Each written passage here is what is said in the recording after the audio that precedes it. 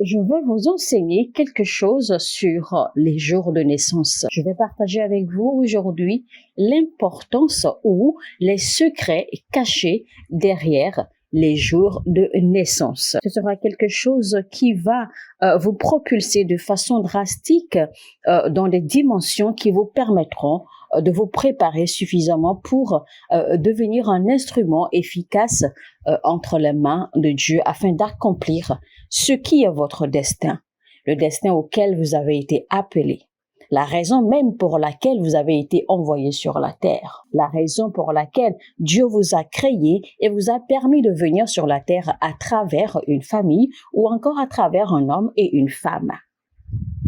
Mesdames et messieurs, bienvenue sur notre message du jour.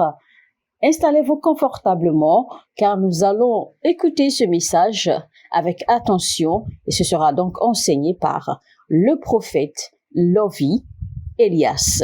Vous savez, toutes les choses spirituelles ont été faites afin que vous puissiez en profiter au maximum en tant qu'enfant de Dieu. Et tout ce que Dieu offre ne peut jamais diminuer, ne peut jamais finir parce que Dieu est de capacité à donner encore et encore parce que lui, c'est sa nature. Donc, quand vous avez la grâce de comprendre les choses spirituelles, eh bien, c'est un avantage pour vous. Aucun esprit ne pénètre le règne physique sans passer par un porteur et sans passer par un portail. Rien ne peut entrer dans ce règne physique sans passer par un porteur et sans avoir utilisé le moyen d'un portail. L'esprit de l'homme et la chair de l'homme sont deux choses différentes. Quand Dieu créa Adam à partir de la poussière, la Bible dit que Dieu souffla le souffle de vie en l'homme et l'homme devient un être vivant. Alors, peu importe celui ou ceux qui portent votre chair, ce n'est pas lui qui a mis l'esprit que vous avez ou le souffle que vous avez. Ce que je veux dire par là, en fait, c'est que la personne qui vous a porté dans ses entrailles et qui vous a servi de portail pour venir dans ce monde n'est pas celle qui vous a donné le souffle. Ce n'est pas elle non plus qui a déposé l'esprit que vous avez en vous. C'est pour cela que vous voyez dans des familles, les gens peuvent se ressembler ou alors tout le monde peut se ressembler, mais tout le monde se comporte différemment. Tout le monde a différents esprits parce que tout le monde en fait ne possède pas le même esprit, n'a pas le même souffle. Vous avez juste en fait un corps, une chair qui se ressemble. Et ça, ce n'est qu'un truc physique. Parce qu'en réalité, le corps n'est qu'un habillement, d'accord, que l'esprit porte. Je veux dire un habillement dont l'esprit se revêt. Donc, vous et vos frères, vos cousins, vos nièces, etc., jusqu'à votre famille étendue, eh bien, la seule chose que vous avez en commun, c'est la chair. Parce que vous n'avez pas le même esprit. Et c'est pour cela que vous êtes tous différents. Alors, et quand quelqu'un naît de nouveau, quand quelqu'un reçoit Christ, eh bien, il se retrouve à être joint à la famille des saints. Pourquoi? Parce que c'est Dieu qui a créé l'esprit et c'est Dieu qui a mis l'esprit en eux. Et donc, quand vous naissez de nouveau, quand vous devenez pour Christ, eh bien, la famille change par l'esprit de Dieu, évidemment.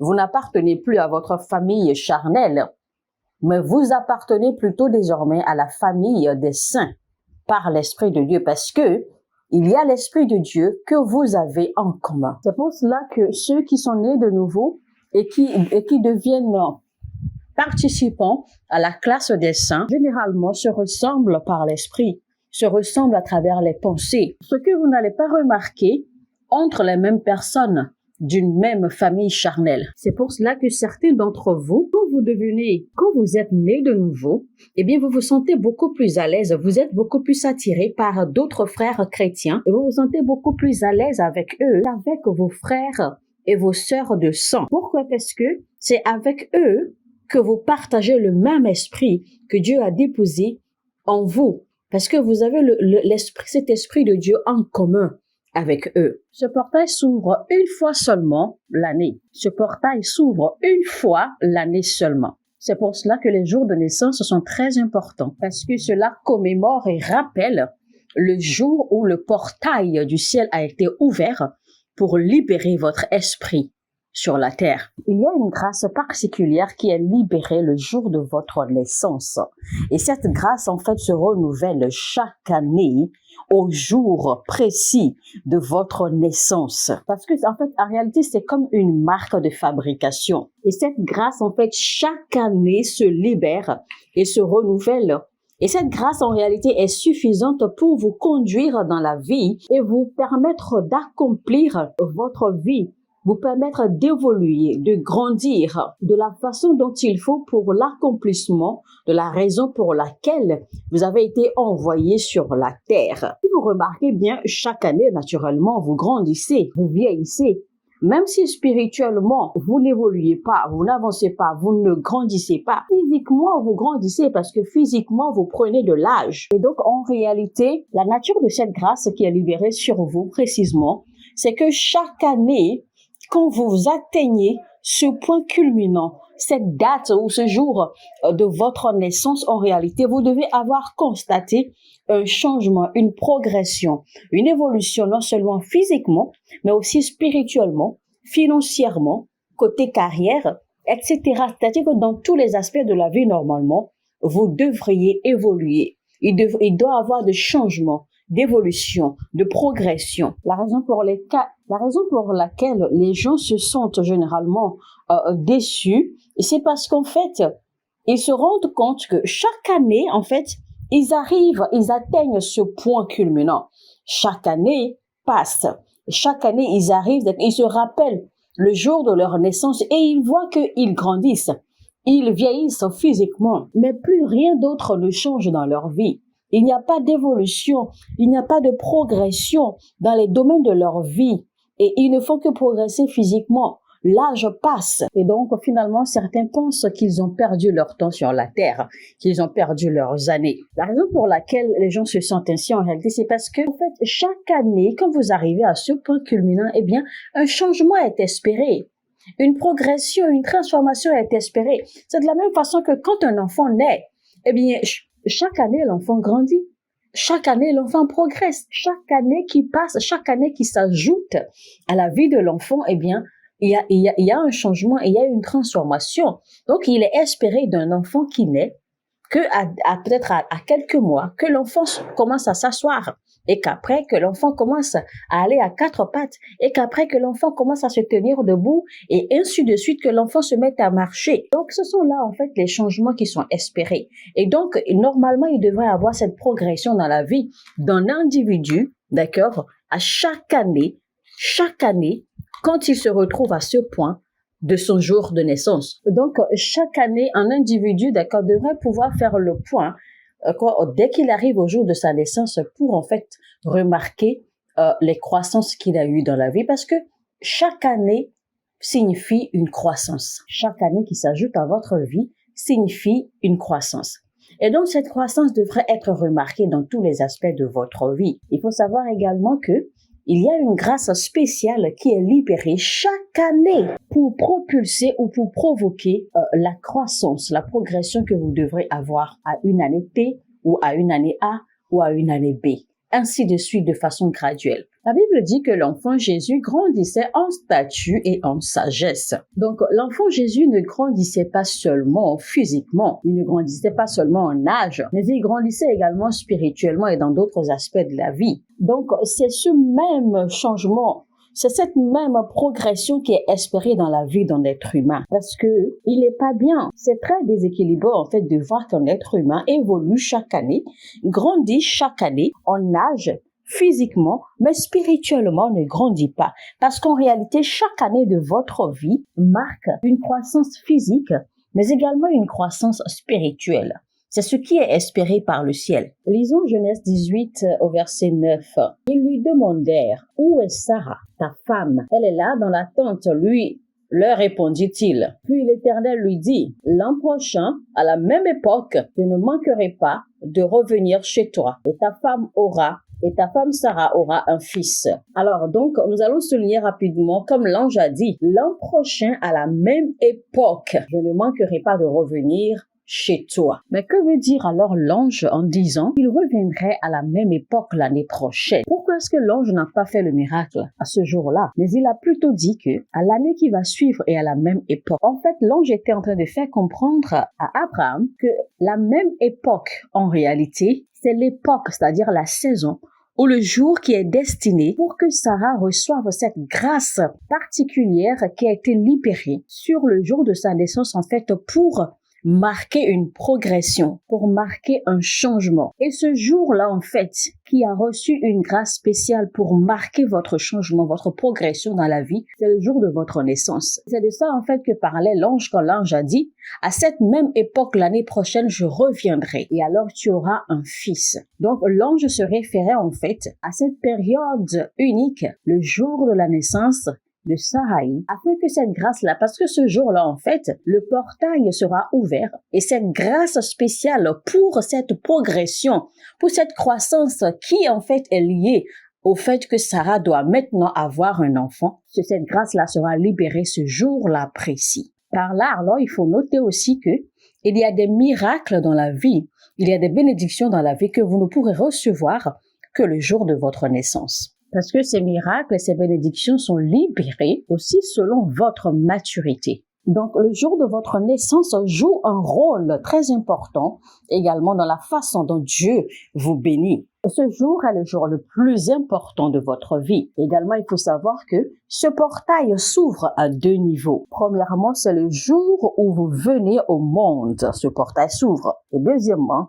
le jour où vous quittez le monde, le portail s'ouvre. C'est-à-dire le jour de votre naissance et le jour de votre mort. Le jour où Jésus est venu au monde, il est venu au monde pour accomplir une mission particulière. Une mission qui a été entièrement accomplie et achevée le jour de sa mort. Le portail par lequel Jésus-Christ est venu au monde, le jour de sa mort, il l'a réouvert et a permis à tout le monde de pouvoir passer par ce portail pour accéder au ciel. Quand Jésus-Christ est venu au monde, personne ne pouvait accéder au ciel. Mais le jour de sa mort, il a ouvert le portail afin que tout le monde puisse maintenant avoir accès au ciel. Jésus a dit clairement, « Je suis le chemin, la vérité et la vie, et nul ne va au Père sans passer par moi. » Alors nous jouissons, nous profitons de la naissance de Jésus-Christ parce que le portail par lequel il est passé pour venir au monde, à sa mort, il a ouvert définitivement ce portail afin que quiconque puisse accéder au ciel. Pour cela qu'il est dit que personne n'a jamais accédé au ciel,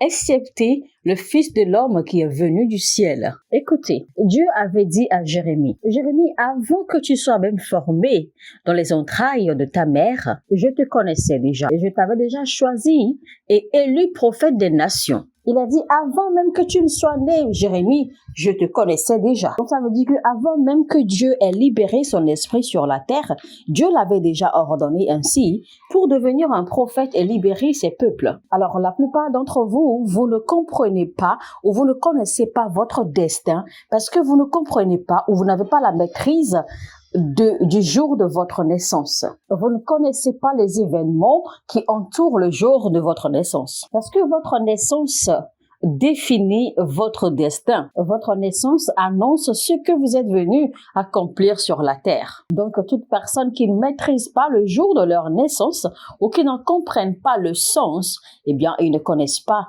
évidemment, leur destin. Ils ne connaissent pas la raison pour laquelle ils sont créés. Ils ont été envoyés sur la terre. Il y a des gens qui sont nés et par la grâce de Dieu, d'accord, découvrent la raison pour laquelle, en fait, ils sont nés.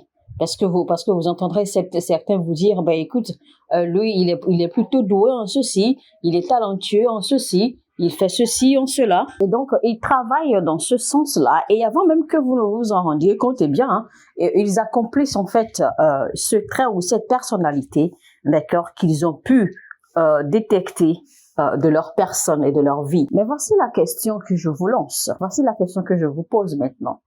Avez-vous jamais posé des questions sur le jour de votre naissance? Avez-vous jamais cherché à comprendre, à connaître les événements, les circonstances du jour de votre naissance? Avez-vous jamais prié spécifiquement concernant le jour de votre naissance? Parce que ce que vous ignorez, c'est que vous ne pouvez découvrir ou vous ne pourrez découvrir la vérité concernant le jour de votre naissance seulement par Dieu. Il n'y a que Dieu qui puisse vous révéler cela. Il n'y a que Dieu qui puisse vous révéler la raison pour laquelle il vous a envoyé sur la terre. C'est donc pour vous dire que vous pouvez réussir, vous pouvez faire tout ce que vous voulez, travailler dur, investir en ceci, investir en vous, investir en cela.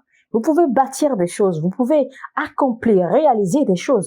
Vous pouvez devenir un homme d'affaires ou une femme d'affaires qui est vraiment réussi, qui laisse en fait la trace de son nom, quelqu'un qui se fait parler de lui. Vous pouvez réussir dans beaucoup de domaines dans la vie, mais en fin de compte, vous vous rendrez compte que vous avez échoué sur toute la ligne.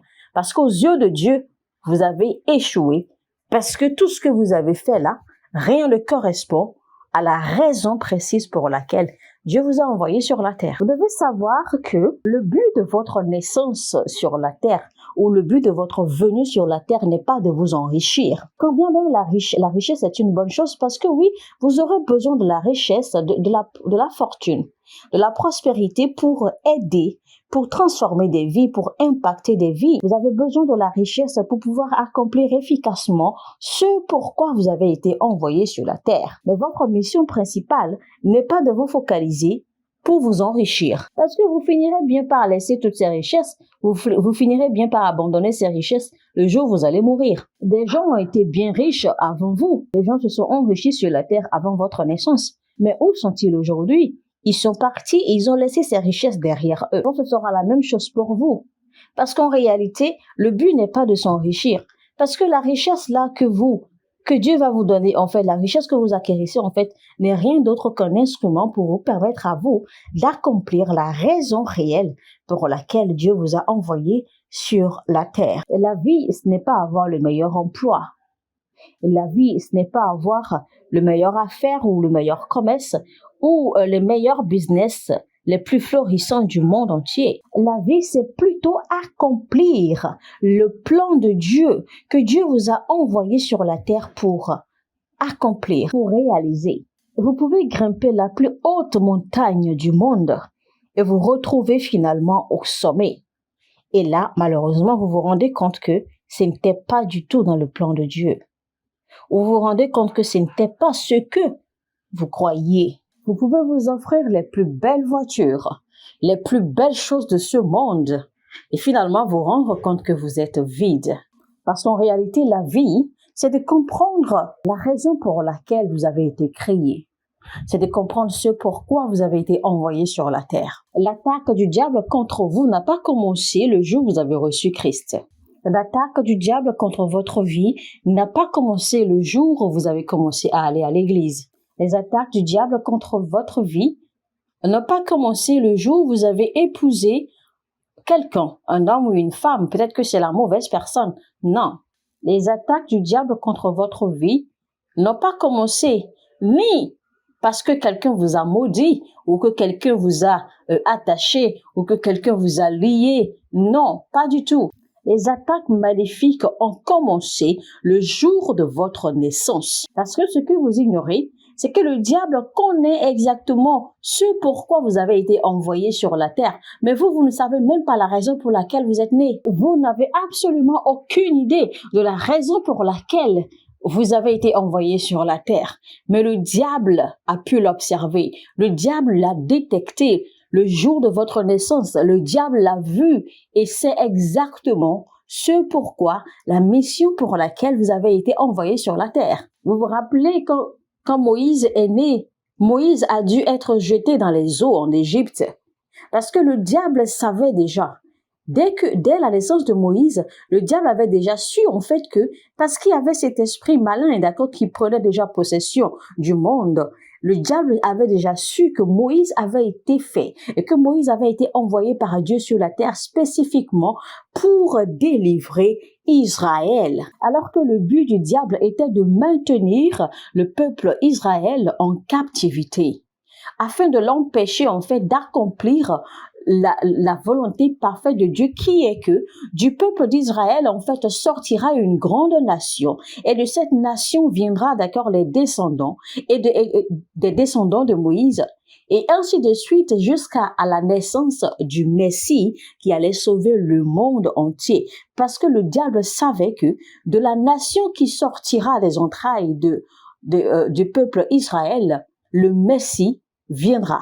Et donc, c'est pour cela que le diable a tout fait pour empêcher, d'accord, que Moïse puisse en fait être né sur la terre propice et dans des conditions propices, histoire en fait de l'empêcher ou histoire d'étouffer le plan que Dieu a établi sur lui. Donc, le diable savait très bien qu'il fallait empêcher l'esprit de Moïse, d'accord, de se libérer. C'est-à-dire qu'il fallait empêcher que l'enfant Moïse ne grandisse. Parce qu'il savait que s'il arrivait, d'accord, à tuer l'enfant Moïse, le bébé Moïse, eh bien, tout le plan que Dieu avait orchestré pour envoyer Moïse sur la terre, eh bien, aurait échoué de cette façon. Parce que il y avait personne qui puisse accomplir cette mission.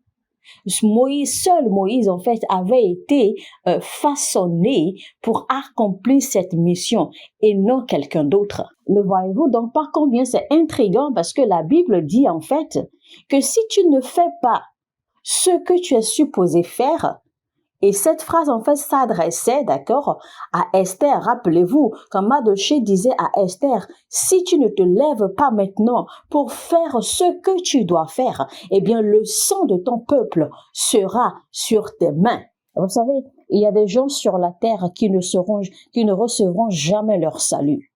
Il y a des gens qui ne recevront jamais Christ parce que vous n'avez pas su découvrir votre destin, la raison pour laquelle vous avez été envoyé sur la terre afin de pouvoir l'accomplir. Parce que vous n'avez pas fait votre travail. Parce que vous avez échoué en tant qu'instrument de Dieu envoyé sur la terre en forme humaine. Il y a des vies qui vont périr de par votre faute. Il faut également savoir que vous êtes le seul que Dieu a fait selon ses desseins pour en fait accomplir cette mission-là.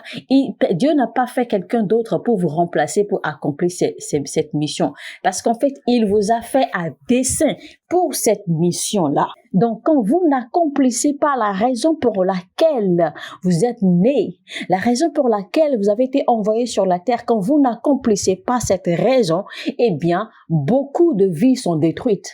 Beaucoup de destins sont détruits. Et comme la Bible a dit, le sang de toute une nation, le sang peut-être de milliers de vies reposera sur vous.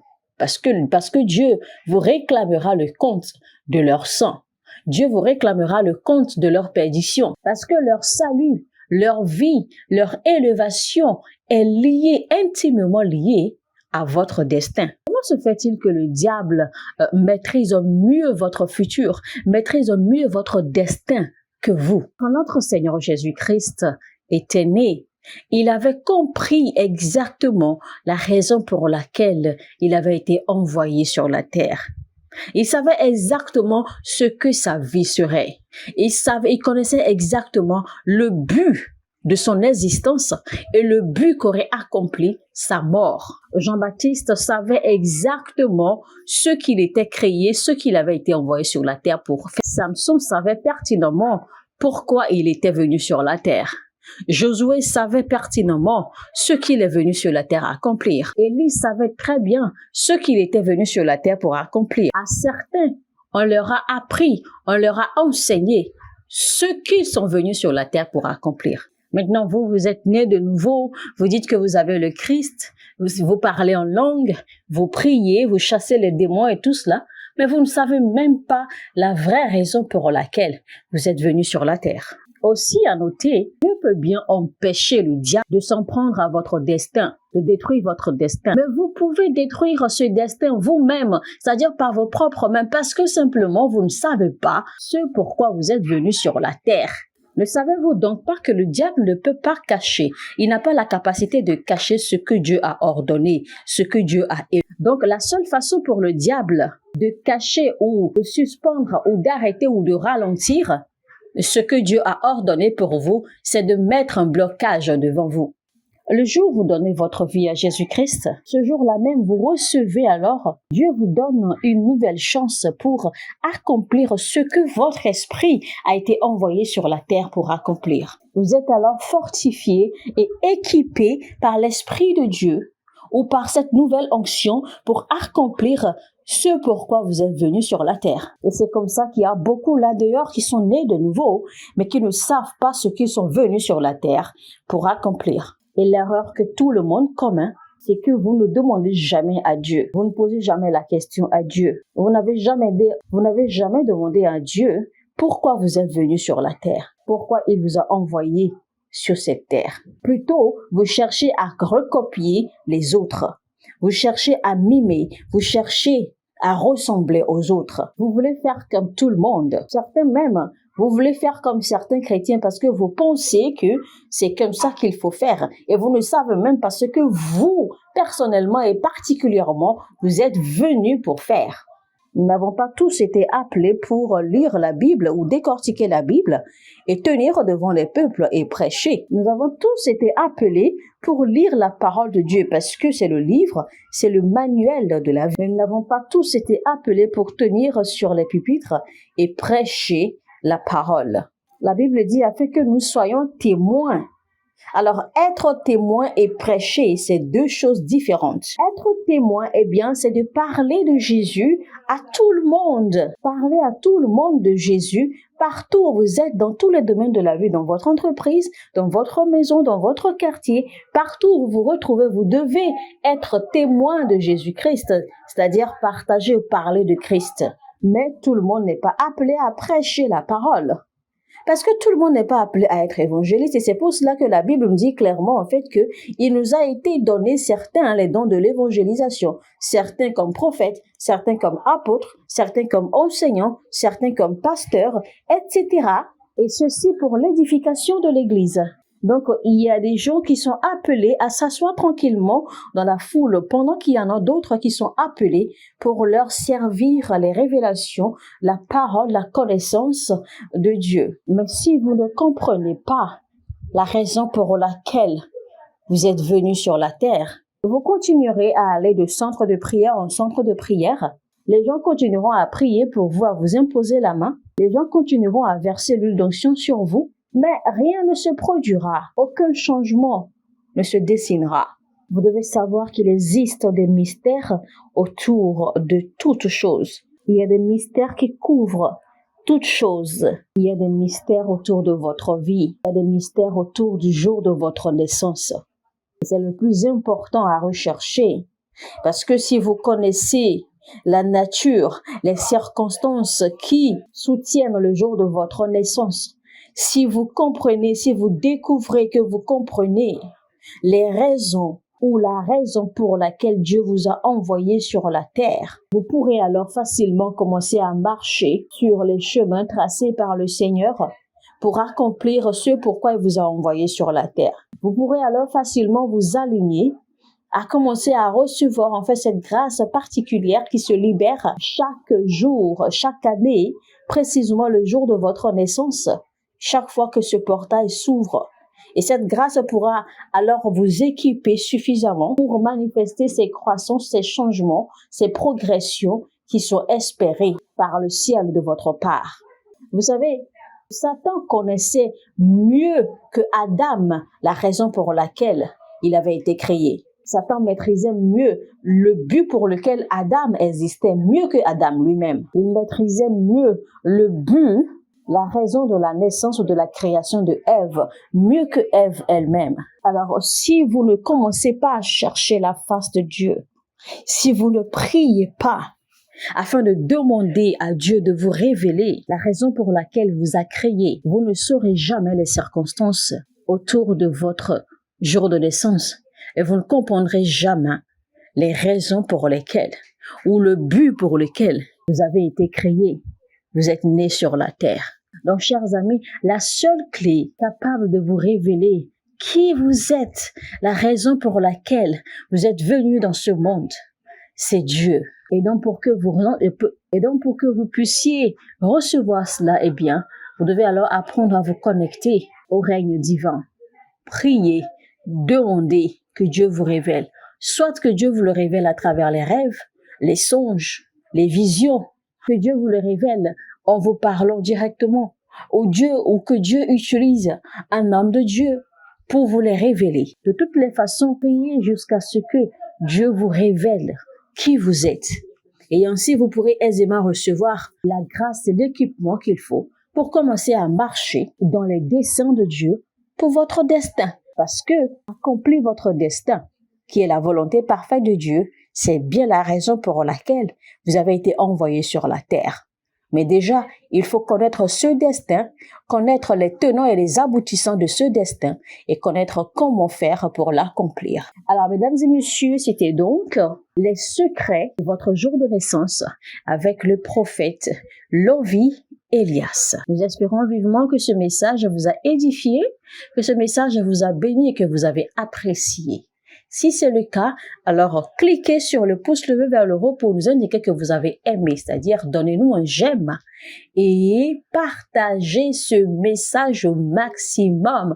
Voici les genres de messages qu'il faut bombarder, les groupes, les communautés WhatsApp, les communautés de réseaux sociaux, etc., afin de permettre à ce que beaucoup d'âmes dans le corps du Christ soient touchées, afin de recevoir ces vérités, parce qu'il y a beaucoup d'âmes là dehors qui meurent faute de connaissances. Sur ce, je vous dis que Dieu vous bénisse et on se retrouve très très bientôt.